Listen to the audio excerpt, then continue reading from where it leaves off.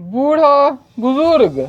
एक बुजुर्ग था जिसका छोटा सा खानदान था, जिसमें उसके 3 बेटे थे और एक बीवी थी।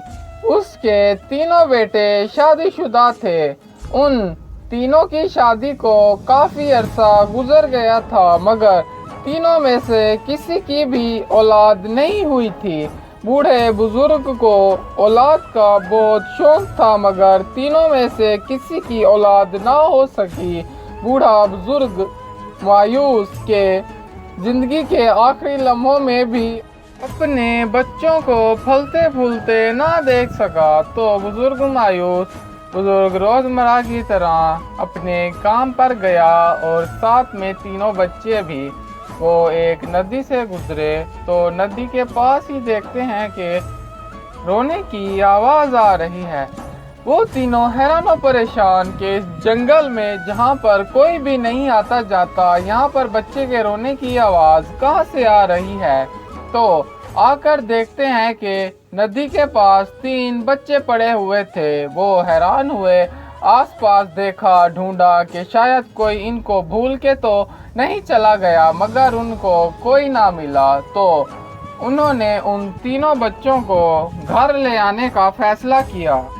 सब घर वाले पहले तो बहुत हैरान हुए कि ये बच्चे कहाँ से आए, और परेशान भी। जब बुजुर्ग ने उनको सारी हकीकत बताई तो सब घर वाले बहुत खुश हुए। उन तीनों बच्चों की एक खूबी थी कि अगर तीनों में से किसी को भी तकलीफ होती तो दर्द उन दोनों को भी होता, यानी अगर एक खुश होता तो वो 2 भी खुश होते, अगर एक दुखी होता तो वो 2 भी दुखी हो जाते। तो बुजुर्ग रोजमर्रा की तरह अपने काम को चला गया। बुजुर्ग लकड़ियों को जंगल से काट कर उनको बाजार में बेचता और यूं उनका गुजर बसर चलता।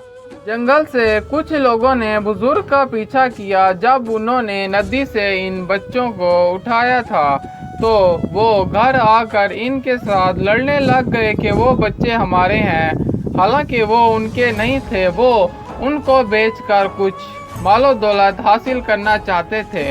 जैसे ही उन्होंने एक बच्चे को उठाया और उस बच्चे का हाथ उस आदमी के सर पे लगा तो वो सब कुछ भूल गया। तो वो आदमी वहां से चुपचाप चला गया और सब घर वाले ये देखकर खौफजदा हो गए।